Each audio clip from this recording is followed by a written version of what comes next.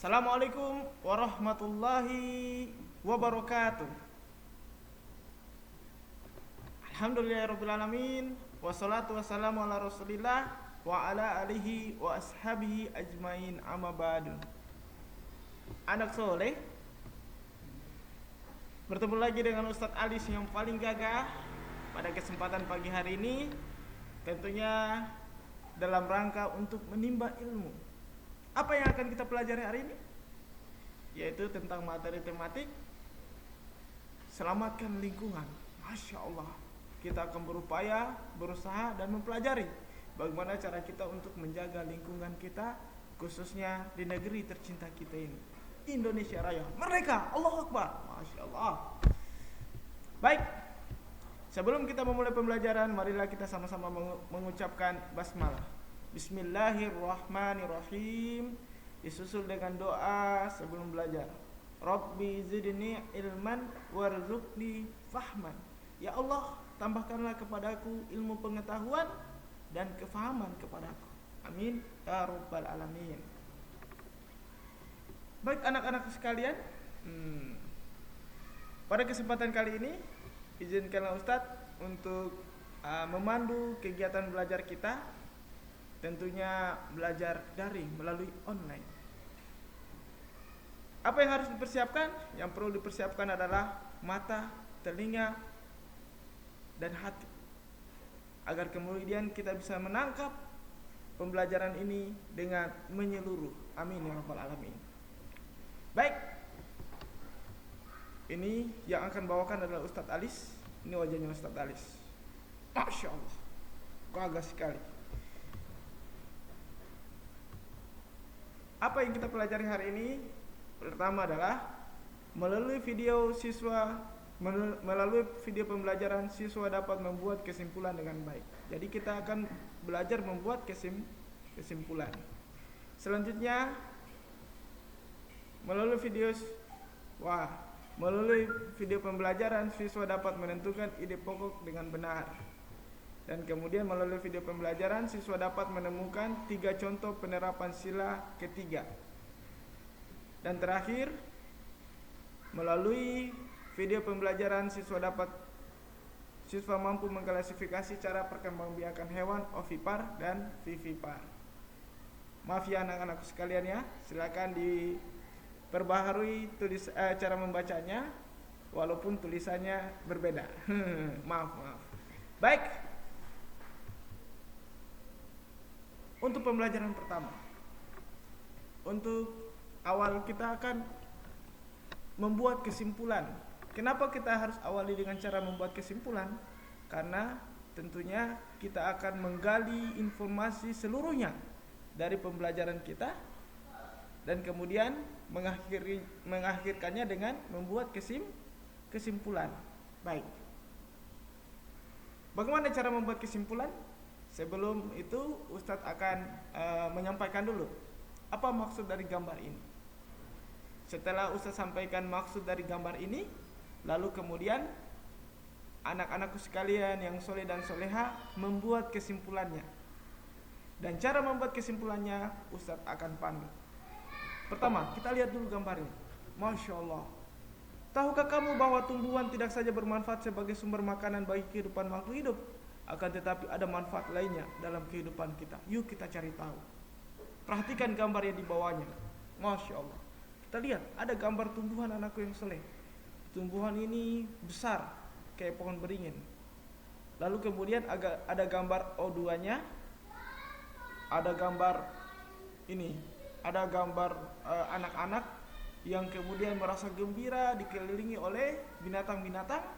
Dan kemudian ada tulisan CO2 di bawahnya. Kira-kira apa yang dimaksud oleh gambar itu? Coba kita lihat dari gambar. Pertama adalah gambar pohon. Gambar pohon menerangkan tentang tumbuhan secara keseluruhan. Tumbuhan anakku sekalian, dia bukan cuma sebagai makanan hewan, akan tetapi menyediakan oksigen yang kita sebut sebagai O2, yang kita tulis sebagai O2. Kita baca oksigen. Dia menyediakan oksigen. Untuk apa oksigen? agar semua makhluk hidup, manusia dan hewan dapat menghirup oksigen. Karena tidak ada lagi yang dapat dihirup oleh manusia dan hewan kecuali oksigen yang masuk ke dalam sistem pernafasan mereka. Otomatis anakku yang sekalian, anak-anak yang soleh dan soleh sekalian, kalau kita tidak menghirup oksigen selama lebih kurang 5 menit, maka pada saat itu kita mengalami kejang dan akhirnya is dead. Innalillahi. Setelah kita menghirup oksigen anakku yang soleh, kita akan mengeluarkan. Apa yang kita keluarkan? Yang kita keluarkan adalah gas beracun yang tidak berbau. Kalau dari mulut kita, karena melalui proses yang panjang dalam tubuh, otomatis dia akan berbau. Tapi pada dasarnya CO2 dia adalah gas yang tidak berbau dan tidak berasa. Dan ketika dikeluarkan itu anak soleh, dalam waktu beberapa menit saja, seketika orang-orang di sekitar itu mati bergelimpangan seperti di Afrika sana. Pernah ada suatu ketika ada desa yang mati tanpa diketahui penyebabnya. Ternyata di desa itu anakku yang soleh terdapat konsentrasi CO2 yang besar. Wah. Manusia dan hewan mengeluarkan karbon dioksida, itu gas yang berbahaya. Akan tetapi anakku yang soleh, apa yang dilakukan oleh tumbuhan ketika manusia dan hewan mengeluarkan karbon dioksida, pada saat yang bersamaan tumbuhan menyerap karbon dioksida dalam proses memasak makanannya. Masya Allah, ini luar biasa, ini peran tumbuhan bagi kehidupan di dunia. Maka oleh sebab itu anak-anakku sekalian yang soleh dan soleha, mari kita menjaga lingkungan dengan merawatnya, membersihkannya, memberikan pupuk, dan tidak menebang pohon secara sembarangan. Karena sebenarnya pohon hutan adalah sumber kehidupan di dunia kita ini. Tentunya yang sediakan adalah Allah sebagai nikmat yang besar untuk manusia. Oke? Penjelasan panjang Ustaz tadi kira-kira bisa tidak diperjelas dalam bentuk kesimpulan? Nah, kita bisa menjelaskan apa yang Ustaz sampaikan dalam bentuk kesimpulan yang sederhana. Bagaimana cara kita membuat kesimpulan? Ini dia. Kesimpulan yang baik berisikan pesan yang ingin disampaikan kepada pembaca. Yang kedua adalah intisari dari tulisan. Yang ketiga dimulai dari khusus ke umum. Yang keempat menggunakan kosakata baku. Dan yang kelima suatu pernyataan yang dibuat berdasarkan ide pokok dan kata kunci dari kalimat penjelas dengan kalimat sendiri. Yang Ustaz sampaikan tadi secara lisan, tetapi kalau dituliskan itu panjang. Maka oleh sebab itu Ustaz menginginkan kalian membuat kesimpulan dari yang Ustaz sampaikan tadi. Sebagai kata kunci, Ustaz mengatakan bahwa kesimpulan pertama, tumbuhan memiliki manfaat yang sangat besar bagi kehidupan. Satu. Kesimpulan kedua, tumbuhan mengeluarkan oksigen dan menyerap karbon dioksida. Kesimpulan ketiga, oksigen dapat digunakan untuk pernapasan pada manusia dan hewan. Kesimpulan keempat, karbon dioksida yang dikeluarkan oleh hewan dan tumbuhan, manusia dan hewan. Karbon dioksida dikeluarkan oleh hewan dan tumbuhan diserap oleh oleh manusia dan hewan diserap oleh tumbuhan. Masya Allah. Itu salah satu contoh dari kesimpulan.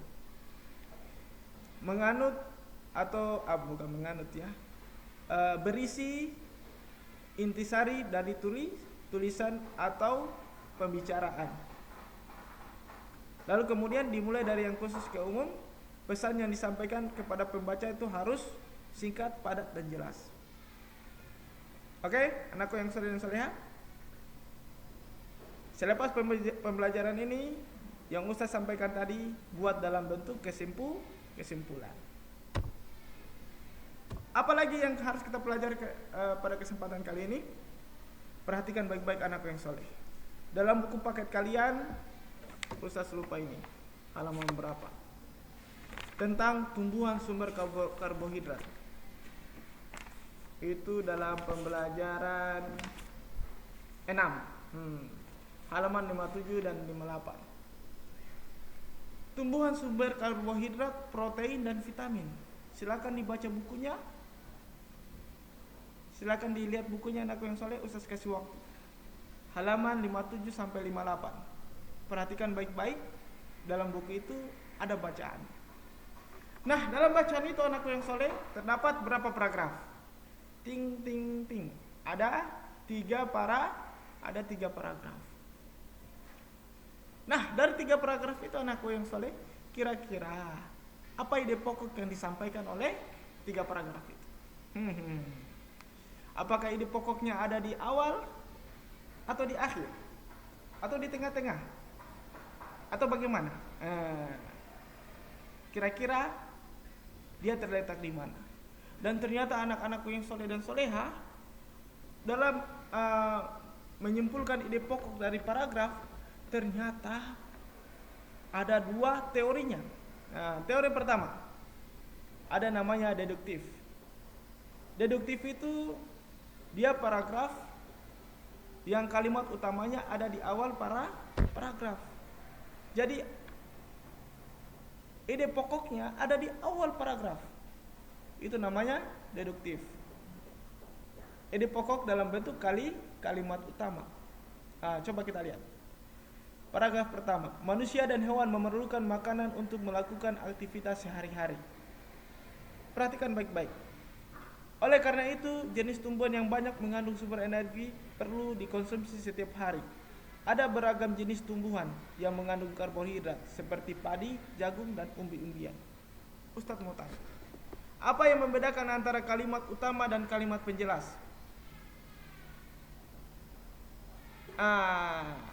Kalimat utama itu adalah kalimat yang berisi ide pokok yang ingin disampaikan. Sedangkan kalimat penjelas adalah kalimat yang berisi penjelasan dari kalimat utama. Lihat, manusia dan hewan memerlukan makanan untuk melakukan aktivitas sehari-hari. Itu berarti dia kalimat utamanya, karena kalimat selanjutnya hanya penjelasan, yaitu jenis tumbuhan yang banyak mengandung sumber energi perlu dikonsumsi. Ada berbagai jenis tumbuhan yang mengandung karbohidrat seperti padi, jagung, dan umbi-umbian. Ya, dia kalimat utama merupakan ide pokok dari keseluruhan tulisan itu. Dimulai dari hal yang umum ke hal yang khusus. Deduktif. Nah, untuk selanjutnya ada lagi namanya induktif. Apa lagi itu induktif? Induktif itu adalah paragraf yang kalimat utamanya ada di akhir. Jenis paragraf yang kalimat utamanya ada di akhir. Kalau Ustadz lihat dari paragraf 1, 2, dan 3, ini adalah paragraf deduktif, yaitu paragraf yang kalimat utamanya ada di awal. Karena kalimat di awal paragraf itu berisi ide pokok yang ingin mereka sampaikan. Sedangkan selanjutnya adalah kalimat-kalimat yang berisi penjelasan. Kalimat inti atau kalimat utama, dia itu berisi pertanyaan apa. Sedangkan kalimat penjelas berisi pertanyaan bagaimana. Pokoknya apa. Kalau kita sudah tahu itu uh, jawaban dari pertanyaan apa, selanjutnya pasti ada bagaimana ini, bagaimana itu, dan seterusnya. Oke? Yang harus kalian garis bawahi adalah bahwa ternyata ada kalimat utama atau ide pokok paragraf itu terletak di awal dan ada di akhir. Kita katakan deduktif. Deduktif itu ingat duduk. Duduk berarti itu duduk di awal. Sedangkan induktif dia berada di akhir. Oke? Deduktif di awal paragraf, induktif di akhir paragraf.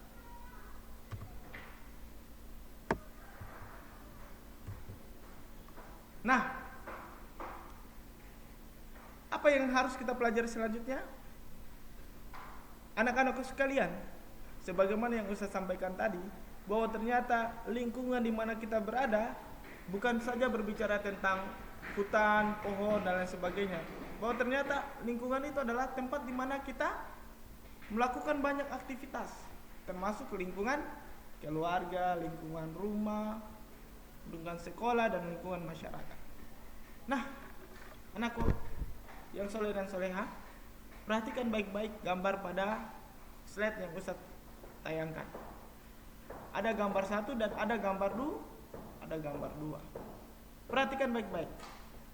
Gambar pertama ada seorang anak, ada 3 orang anak yang kemudian melakukan kerja bakti. Mereka melakukan yang namanya kerjasama. Kerjasama itu erat kaitannya dengan persatuan.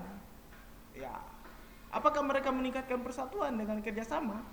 Tentu saja, karena pekerjaan yang sulit, pekerjaan yang banyak akan selesai dengan cepat dan mudah karena persatuan, kerjasama yang kuat. Gambar yang kedua anakku yang soleh ada di bawahnya. Semuanya pakai baju SD, putih dan merah, putih merah. Ada juga dasinya warna merah. Apa yang mereka lakukan? Mereka sedang berdiskusi. Apakah terlihat mereka saling bertengkar anakku yang soleh? Ternyata tidak. Karena ternyata mereka mengutamakan persatuan dan kerjasama dalam berdiskusi. Mereka tidak saling membantah, tidak saling mengganggu, apalagi saling korek-mengorek dan pukul-memukul. Ya, mereka tidak saling mengganggu satu dengan yang lain. Oke? Nah, inilah pengamalan nilai sila ketiga. Kira-kira kalau di rumah kalian atau di lingkungan kalian, apa saja sih pengamalan nilai sila ketiga yang lainnya? Silakan cari sendiri ya di rumah ya. Apalagi yang kita pelajari pada kesempatan pagi hari ini? Pada kesempatan pagi hari ini kita akan mempelajari tentang hewan ovipar, ovovivipar. Apalagi itu Ustaz? Aduh. Kenapa ini namanya lain-lain nih? Ovipar, vivipar, ovovivipar. Baru dengar Ustaz? Karena baru dengar, maka silakan simak baik-baik. Apa itu hewan ovipar? Hewan ovipar ini adalah hewan yang biasanya kita lihat setiap hari. Bahkan pagi-pagi kita sudah dengar bunyinya. Kalau di kampungnya Ustaz kedengaran terus. Dan biasanya dia berkokok setiap fajar. Ketika matahari mau terbit, maka dia terbangun lalu kemudian melakukan itu, teriak. Itu salah satu jenis hewan ovipar, yaitu sejenis burung atau unggas. Kenapa dikatakan ovipar? Karena ternyata anakku yang soleh, pekan lalu kita sudah mempelajari tentang perkembangbiakan tumbuhan secara generatif dan vegetatif. Sekarang kita akan mempelajari tentang perkembangbiakan hewan secara ovipar, vivipar, dan ovivipar. Ustaz sampaikan tadi, ada hewan ayam. Ayam dia tergolong apa? Ternyata dia berkembang biak dengan cara bertelur. Ya, karena anakannya lahir dari cangkang, harus menerobos waktu yang panjang untuk kemudian keluar. menerobos cangkang telur, sehingga lahirlah seekor anakan ayam. Jadi ovipar adalah hewan yang berkembang biak dengan cara bertelur. Contohnya ayam dan jenis burung lainnya. Oke, itu ovipar. Apalagi yang lain Ustaz? Wah, ternyata ada lagi yang lain. Apa itu? Selain bertelur, ada yang langsung melahirkan tanpa harus menerobos cangkang telur. Seperti contohnya manusia. Kita dilahirkan, bukan dimuntahkan.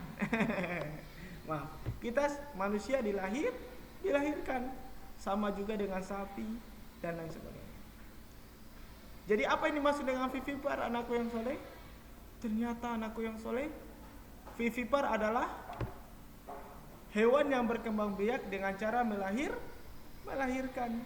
Contohnya sapi, kucing, gajah, dan hewan-hewan lainnya. Itu vivipar. Ada ovipar, ada vivipar. Wih, ada lagi nih Ustaz, ovovivipar. Aduh, apa lagi nih? Ovovivipar adalah hewan yang berkembang biak selain dengan cara bertelur, ternyata dia juga melahirkan. Wah. Contohnya adalah ular. Ular juga ular khusus, misalnya ular boa, ular sanca, nakonda, dan lain sebagainya. Contoh lainnya misalnya buaya. Wah, bagaimana caranya mereka berkembang biak itu, Ustaz? Padahal kita lihat buaya itu langsung melahirkan. Anakku yang soleh, ternyata buaya itu di dalam perutnya, induk buaya itu dalam perutnya dia sebenarnya melakukan berkembang biak dengan cara bertelur. Jadi bertelur dulu dalam perutnya, dan ketika dikeluar, pecah, lalu kemudian keluar dalam bentuk anakan buaya, atau kita katakan bayi buaya yang lahir tanpa kita lihat ada cangkang-cangkangnya dan lain sebagainya. Hanya bekas-bekas pecahan cangkang dalam perut. Wah. Padahal sebenarnya buaya berkembang biak dengan cara bertelur sekaligus melahirkan. Jadi seperti itu anakku yang soleh. Ikan hiu dan paus juga sama. Mereka berkembang biak dengan cara ovovivipar.